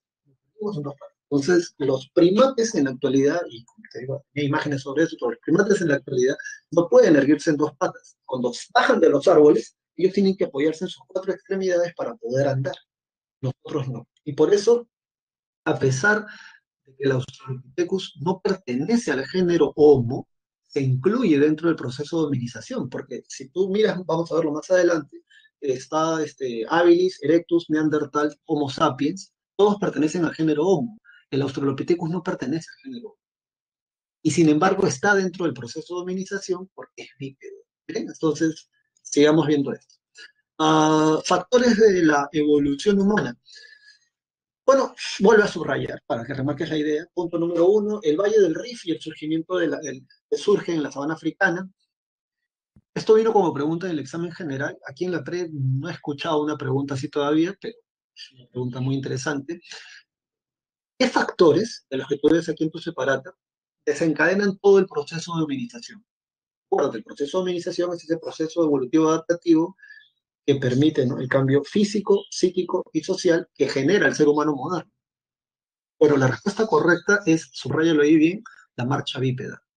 La marcha bípeda se dice desencadena todo el proceso de hominización porque cuando los primeros homínidos se hierguen en dos patas, liberan las extremidades. Ese liberar de las extremidades nos permite manipular objetos. A estos seres les permite manipular objetos. Estamos hablando de los Australopithecus afarensis, o sea, si tú ya no necesitas las manos o las manos para poder apoyarte, tú puedes manipular objetos.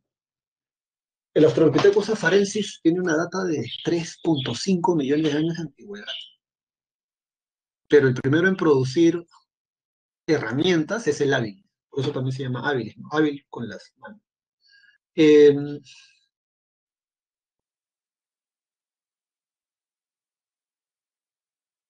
bueno, dicho esto, entonces, acuérdate, la marcha bípeda o el bipedismo es el factor físico que desencadena todo el proceso de hominización. Porque cuando el ser humano o los homínidos se hierguen en dos patas, esto libera las manos. Al liberar las manos te permite manipular objetos. Esto también hace que la columna vertebral se divida en cuatro partes: dorsal, sacral, cervical y lumbar, si no me equivoco. Y esa división de la columna en cuatro partes permite que el cráneo se pueda posicionar mejor. Eso hace que también el cráneo vaya aumentando de tamaño y que la mandíbula caiga mejor, y eso, el paso del tiempo, nos permite hablar. Te lo estoy resumiendo bastante, porque de hecho hay estudios sesudos que confirman esta hipótesis. Ah, por cierto, chicas, cuando el ser humano comienza, si miras ahí están los cráneos, dice, ¿no? Australopithecus habilis erectus está en la parte inferior de esta página, la página número 4, si no me equivoco.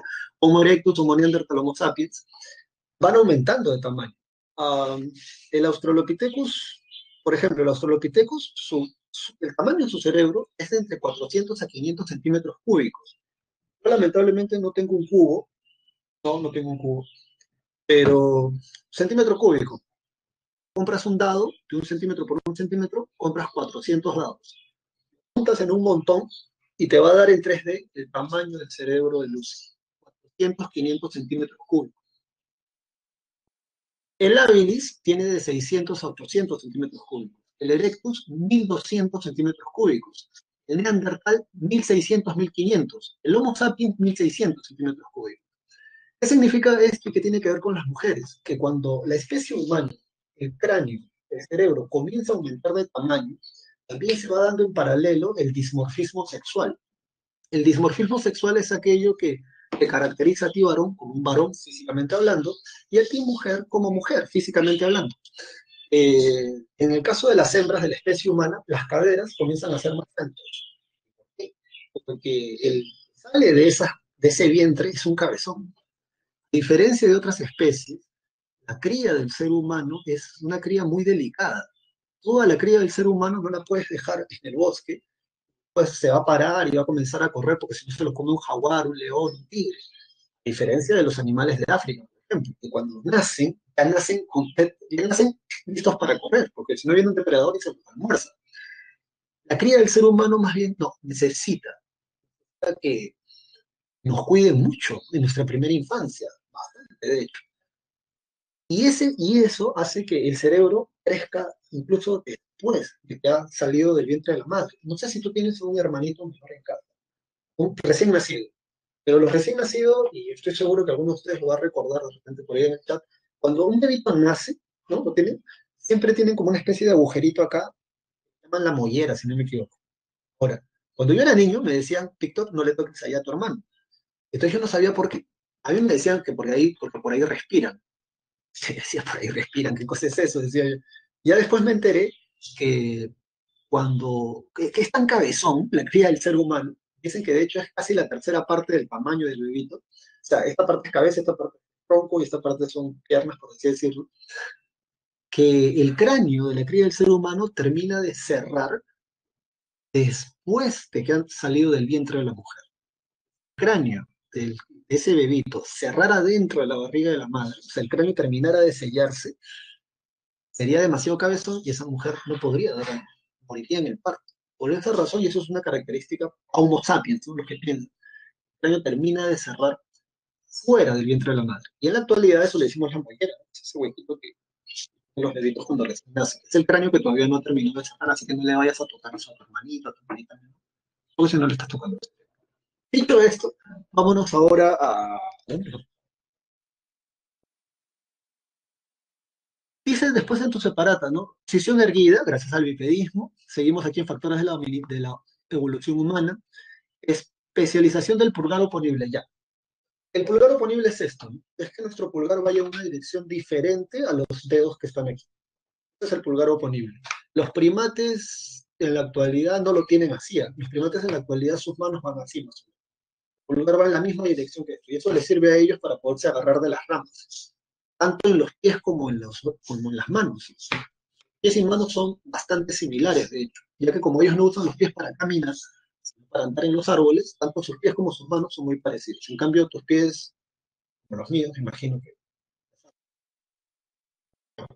Dicho esto, los homínidos, separata, dice, familia de orden primate, subraya eso, nuestra familia, o sea, pertenecemos al orden de los primates, biológicamente hablando, aquí no estamos hablando de biológicamente hablando, familia primates, y nos diferenciamos del resto de los primates porque somos bípedos, subraya esa palabra, y dice se divide en géneros, ¿no? Los más recientes son el Australopithecus, o sea, es un género, Australopithecus, están los del género Homo, que es el que yo pertenecemos. Vámonos ahora más adelante. Vámonos ahora entonces al Australopithecus afarensis. Por ahí puedes anotar luego de que austral significa sur, Pithecus mono, afarensis África, todo eso es latín. Australopithecus afarensis, mono del sur de África. Dice en tu separata, déjame leer primero, son homínidos que se destacaron por dominar la marcha bípeda. La especie más estudiada es la afarensis. Ya, entonces subraya ahí, ¿no? Que los Australopithecus dominan la marcha bípeda y que los más estudiados, subraya ahí, la más estudiada, los afarensis.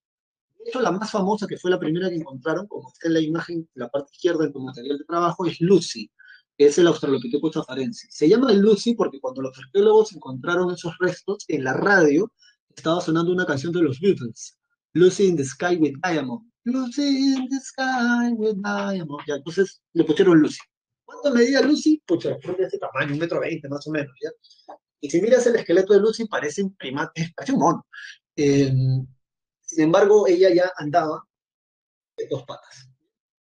Tiene una antigüedad aproximada de 3,2 millones de años de antigüedad. Han encontrado unos antiguos, pero ya, esos son datos. ¿Qué cosa te puede preguntar la P? ¿Cuál es el primer homínido en dominar la marcha bípeda? Eso sí te puede preguntar la P. Es el Australopithecus. El Australopithecus. Luego tenemos a la niña de Ceilán, que sí, también es un esqueleto de un Australopithecus muy antiguo.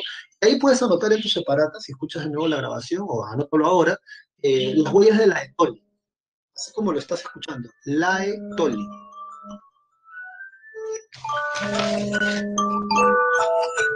Ya. Las huellas de la Etoli son estas huellas que un Australopithecus hizo, que al inicio de la clase te lo está explicando, y que quedaron grabadas ahí en la Etoli. Vámonos ahora al primero del género Homo, que es el Homo habilis. El Homo habilis, subraya eso en tu separata, dice, los humanos se definen como animales racionales, productores de herramientas. De hecho, justamente por eso se le pone habilis a este Homo. Es hábil con las manos, ¿bien? Es el primero que produce herramientas, así que subraya eso. Inicia la producción de herramientas líticas, primera muestra del género Homo, y dice que él solo habitó en África. Eso sí ha preguntado Lepre antes. Lepre ha preguntado cosas como, esta parte, ¿quién es el primero en salir de África? ¿Quién es el primero en producir fuego? ¿Quiénes son los primeros en enterrar a sus muertos? ¿Quién es el primero en producir herramientas? Eh, ¿Quiénes son los primeros en salir de África y poblar Europa y Asia? Entonces, esas cosas sí van a tener que las recuerdo. De hecho, sí pregunto. Um, sí, eso es lo que podemos decir del Homo habilis. No sé si, a ver, ¿qué más? Tuvo campamentos base. Tuvo campamentos base. Tiene una antigüedad aproximada de 2.500.000 años a 1.300 millones, 1.300.000 años, ¿no? O sea, en 1.300.000 años se extinguió el habilis. Vamos a pasar ahora al Homo erectus. Se le llama Homo erectus a este homínido porque este ya está erguido completamente. Ese sí tiene toda la estructura biológica para poder caminar grandes distancias. De hecho, el dato interesante, como el Homo erectus subraya, aparte de ser el primero en usar el fuego, es que es el primero en salir de África y ocupar Asia y ocupar Europa. En Asia se le llama al Homo erectus el hombre de Java, el hombre de Pekín. En Asia es un Homo erectus y se le llama así, hombre de Java, hombre de Pekín. En Europa se le llama el hombre de Heidelberg o Heidelbergensis, cualquiera de las dos es válida. Son Homo erectus adaptados a Europa y adaptados a Asia. Y bueno, dice ahí en tu separata, eso déjame leerlo, los fósiles más conocidos son hallados en Pekín y en Java, ¿no? El hombre de Pekín, el hombre de Java. Eso déjalo ahí. Ahora, si miras en tu separata, lo que hay entre paréntesis, tanto el Australopithecus, el Homo habilis como el Homo erectus pertenecen al Paleolítico inferior. Eso está entre paréntesis en el costado de cada nombre. Sin embargo, el Homo neandertal pertenece al Paleolítico medio. Al, donde dice en tu separata Homo neandertal, letra C, Paleolítico medio, lo primero que tú vas a hacer es jalar una flecha hacia el primer check de abajo y subrayar que inicia con la última glaciación de Kurm o Wisconsin. Es la última gran glaciación de este periodo conocido como el Pleistoceno, o también la Era del Hielo. ¿Se ha visto la película? La Era del Hielo se desarrolla justo entre el Paleolítico superior y el Paleolítico medio, porque es la parte donde la cosa, no, perdón, el Paleolítico y el Mesolítico, porque es justo el periodo donde la cosa se está descongelando, comenzando a aumentar el calor. Y la última gran glaciación del Pleistoceno es ahí donde este homínido, llamado el Homo neandertal, se adapta a esa glaciación. Que subraya, es el primero en enterrar a sus muertos, que es algo muy interesante. El Homo sapiens, el tipo que es como tú, el tipo que es como yo, no enterraba a sus muertos. Cada vez que nosotros, bueno, gente de antes andaba, se moría un miembro del grupo y lo dejaban ahí, que se pudra, que se coman, se quede por ahí. En cambio, el Homo neandertal, que ya tiene una capacidad craneana similar a la tuya y a la mía, estamos hablando de 1500 a 1600 centímetros cúbicos, ese tipo enterrado, muerto. Es una idea muy interesante porque, o sea, en cualquier libro académico te van a decir el inicio de la concepción mágico-religiosa, el inicio de una espiritualidad, una vaina así.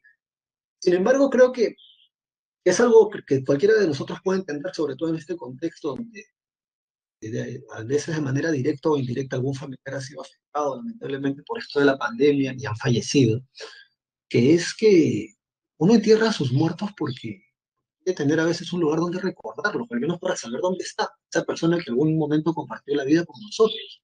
El Homo neandertal no es un salvaje, el Homo neandertal es un tipo que piensa, incluso se dice que tuvo lenguaje articulado, subraya eso, ¿no? Presentó cuerdas vocales, lenguaje articulado, y este tipo ya entierra a sus muertos. Pueden haber sido muchas las razones, para que no se pudra, para que no peste el campamento, para que no se lo coma otro neandertal o animales de carroña. Lo cierto es que el tipo ya no es un salvaje, el tipo siente. Por eso entierra también a sus muertos. Y por eso también se inicia la concepción mágico-religiosa de una vida después de la muerte, ¿no? Bueno, si eres creyente de alguna religión, en teoría hay una vida después de esta. Si eres ateo, pues no se dice que es la vida que hay y ya. Pero uno entierra a sus muertos justamente por estas, si es creyente, por esta esperanza, ¿no? De que después de esta vida nos vamos a encontrar en la otra. Y bueno, ya tengo que ir acabando más o menos esto, así que vámonos ahora al último al último modelo, ¿no? Del proceso de hominización, el Homo sapiens, paleolítico superior. Acuérdate, el Homo sapiens pertenece al paleolítico superior, básicamente 100.000 años antes de Cristo. Subraya en tu separata que crean el arte rupestre, que es arte rupestre, se divide en dos, arte parietal, y tenemos, escucha,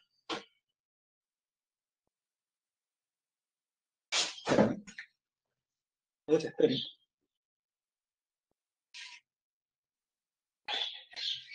no, se cae,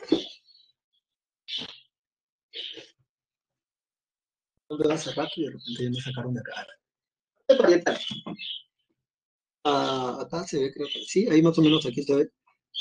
Los Homo sapiens somos los tipos que pintamos en las paredes, en las paredes de las cuevas. ¿Qué cosa pintan en las paredes de las cuevas los Homo sapiens? Toda su vida. ¿Qué animales cazan, cómo se los comen, se retratan bailando, ponen sus manos en las paredes a modo de firma, algunos dicen. Y más interesantes, la cueva de Altamira en España, conocida como la Capilla Sixtina del Paleolítico Superior. Son más de 100 metros, si no me equivoco, de pinturas rupestres que pertenecen al Paleolítico Superior. Lo otro que tenemos es, bueno, ahí está en tu separata, ¿no? Como la cueva de Altamira en España, en el primer check. Subraya, por favor, también el arte mobiliario. El arte mobiliario son esculturas. La más famosa es la Venus de Willendorf. El arte mobiliario, aquí está. Pensé usar esto de nuevo, yo pensé que todas las imágenes se las iba a presentar. Pero aquí está la Venus de Willendorf. Esta estatuilla, que representa una figura femenina, es de este tamaño. Este tamaño es la Venus de Willendorf. Se le llama arte mobiliar porque tú puedes mover la escultura, te la puedes llevar de un lugar a otro. Arte mobiliar. Bueno, no subraya el dato, por cierto, el Homo neandertal básicamente es un homínido adaptado a Europa o al norte. Han encontrado también neandertales en Asia, pero son muy pocos los casos. En cambio, el Homo sapiens, subraya porque ese es un dato interesante, es el homínido que pobló todo el planeta Tierra, llegando inclusive hasta Australia y hasta América. El ejemplar más famoso, el hombre de Cro-Magnon. Vámonos ahora al punto número 3, la prehistoria y la edad de los metales. De la prehistoria y la edad de los metales dice definición, déjame leer eso. Se define la prehistoria como el periodo comprendido entre el nacimiento del género Homo, que es un ser racional y productor de herramientas, y el surgimiento de las civilizaciones. Se divide en edad de piedra y edad de los metales. La edad de piedra se divide en tres periodos. Acuérdate, yo estudialo así, de hecho aquí en la separata está muy bien explicado. Paleolítico, piedra antigua, mesolítico, Mesoamérica, Mesopotamia, mitad, medio, entre. Esa es una palabra que tienes que recordar porque la vamos a usar regularmente. Meso, medio, mitad, entre. Litos, entre las dos piedras. La piedra antigua, paleolítico, y la piedra nueva. Neo, el prefijo neo significa nuevo. Y después la edad de los metales, ¿no? Cobre, bronce y hierro. Vamos entonces al número uno, paleolítico, dice piedra tallada, características que te la vas a aprender de memoria. Por cierto, donde dice paleolítico, escribe al costado o arriba, entre paréntesis obviamente, las características son iguales o similares al lítico peruano. Y esto es matar dos pájaros de un solo tiro. Cuando yo era estudiante como tú, siempre se me quedó la frase que decía, no estudies más, estudia mejor. Y, y sí, pues no, porque no se trata de la cantidad de tiempo que le inviertas, aunque es muy importante, obviamente, el tiempo que le inviertas para el estudio. Mínimo tienes que estar estudiando unas 5 horas, mínimo diario, mínimo. Lo mínimo en realidad deberían de ser 6, 2 horas para cada curso del día. Ya la gente que ya está en un nivel, ya está ya a un paso ingresado a la universidad, esos locos estudian hasta 8 horas diarias. Solamente llegaba a hacer eso una semana antes de los exámenes, ¿no? Para poder repasar sobre. Pero bueno, las características que vamos a leer ahora son similares al lítico peruano. Las características del mesolítico son similares al arcaico inferior. Y las características del neolítico son similares, excepto en una cosa, que es la cerámica, al arcaico superior en historia del Perú. Así que si te aprendes las características desde ahora, que por cierto es algo que la pregunta, seguro, está matando dos pájaros con un solo tiro. Dice en las características, déjame leer, en este periodo tuvo lugar el proceso de hominización, ya, subraya, tuvo lugar el proceso de hominización aquí.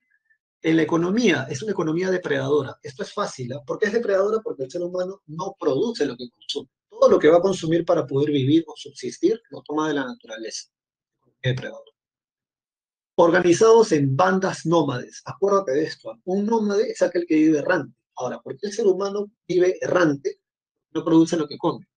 Una vez que el ser humano gasta los recursos de una zona, cuando ya no hay más recursos, migra hacia otro lado. Gasta los recursos de esa zona, animales o vegetales, y migra a otro lado. Y así, en África hasta completar un círculo, o completar todo un ciclo de vida nómada. Movilizado por el cambio de las estaciones, dice esto separata, y dice que ahí se mejoran las herramientas. Y ahí están las etapas. Dicen, ¿no? En el paleolítico inferior está la etapa de la elaboración inicial de herramientas, manipulación del fuego, eso tú lo lees. Vámonos ahora al mesolítico, que es la piedra media o entre piedras. Déjame leer, dice, se produjo, la palabra clave del mesolítico es tránsito. En el mesolítico no hay nada definido. Todo está terminando o todo se está iniciando. Vamos a verlo acá. Es el tránsito, subrayo esa palabra, climático del Pleistoceno al Holoceno. Flecha número 2. Forma de vida seminómade. ¿Por qué son seminómades? Porque aquí como la temperatura de la Tierra está cambiando, ya no tienen la necesidad de vivir en cuevas y calor de la cueva, sino que ahora pueden vivir un poco más al aire libre. Y eso les permite además, en el Mesolítico, subrayan los dos datos interesantes y por eso son seminómades, se inicia la horticultura y la domesticación de animales. Ya que vive en el Mesolítico ya no puede hace tanto tiempo en un solo lugar. Perdón, ya no puede migrar tan rápidamente, porque la horticultura es el inicio de la agricultura. ¿Cómo te lo explico? Que tú en el colegio alguna vez has hecho el experimento de un frijolito con un algodón y sale un tallo, ya, eso es horticultura. Y tú dirás, ¿por qué, profesor? Porque después de eso es otro rollo, que ese frijolito te crezca como una planta grande. Lo mínimo que tú puedes saber como un Homo sapiens, que eres, sea hombre o mujer, es saber que si tú le echas un poquito de agua a un algodón o pones una semillita en un poquito de tierra, le echas agua, va a crecer un tallo. Era lo mínimo que sabían en ese tiempo. De hecho, en el Mesolítico la gente no sabía que tenías que echarle agua a la semilla, tierra. Lo único que sabían era que tenías que poner la semilla y la tierra y a ver si crecía.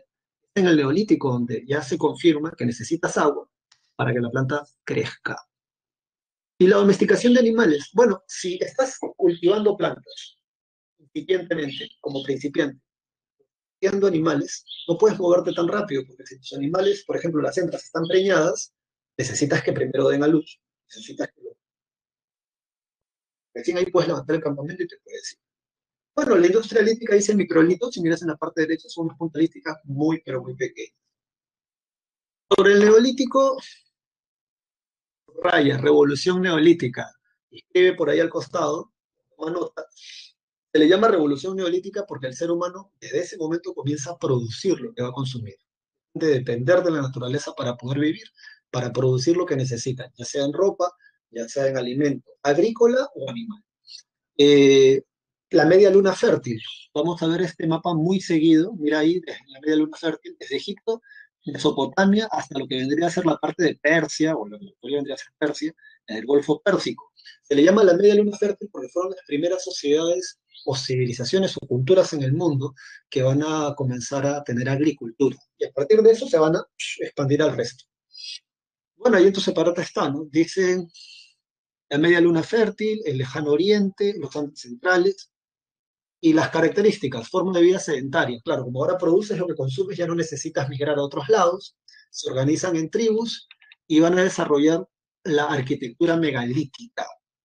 Recuerda que en el neolítico aparece la cerámica, aparece la textilería, en el neolítico aparecen los centros ceremoniales, que a su vez son centros administrativos para organizar la vida de una población, y están las imágenes en la separata y tenemos al dolmen. El dolmen es una cámara mortuaria. Debajo de ese dolmen, pasa a la página siguiente, dolmen, en la parte superior, hay un muertito. Donde dice menhir, eso es un monolito erguido, y el cromlech es un conjunto de monolitos puestos, dos, dos en paralelo, uno en vertical. Bueno, la del cobre, rápidamente subraya ahí que se usa para hacer artículos de lujo, no para hacer armas, no para hacer armas porque el cobre se dobla muy fácilmente. El metal que sí se usa para hacer armas, el bronce, que subraya eso. De hecho, la Preya preguntó en qué periodo de la edad de los metales o de piedra aparecen las espadas. Tú sin temor a equivocarte vas a decir que las espadas aparecen en la edad del bronce. Acuérdate de la Ilíada, por ejemplo. Dice en la edad del bronce, además, subraya donde aparece la revolución urbana, surge el Estado, aparece la escritura y se producen las armas. Esto está en la edad del bronce, aprendiendo la memoria. Y de la edad del hierro, que son, acuérdate que son los hititas los que descubren el hierro, ahí está de hecho en la separata, aparece la escritura alfabética, subraya eso, aparece la escritura, la economía monetaria, el uso de los carros de fuego y el uso de los carros de guerra y la expansión de los imperios esclavistas, como el imperio romano, asirio, griego, etcétera. Te doy las claves, así que dale, anótalas por ahí porque ya se nos acabó la clase. La primera es la letra C, la segunda es la letra C, la tercera es la letra A y la cuarta es la letra... Ay, cóchale, B. Hay una encuesta que la premio ha pedido hacer, que es encuesta obligatoria del Centro Preuniversitario de la Universidad Nacional de San Marcos. La pregunta es, y dale ahí porque vamos a hacer la encuesta. A ver, a ver, a ver. ¿Qué hago encuestas acá? Está rápida. No, a veces no. Finalizar. Profesor, ya terminó su tiempo. Sí, sí. Bueno, Eh, la encuesta, ¿qué te parece la clase? Sí, ya termino ya. Para estudiantes conmigo será hasta el próximo martes. Esperemos que se solucione esto de la pantalla se ha congelado. Nos vemos en una próxima oportunidad. Chao, chao. no se olvide.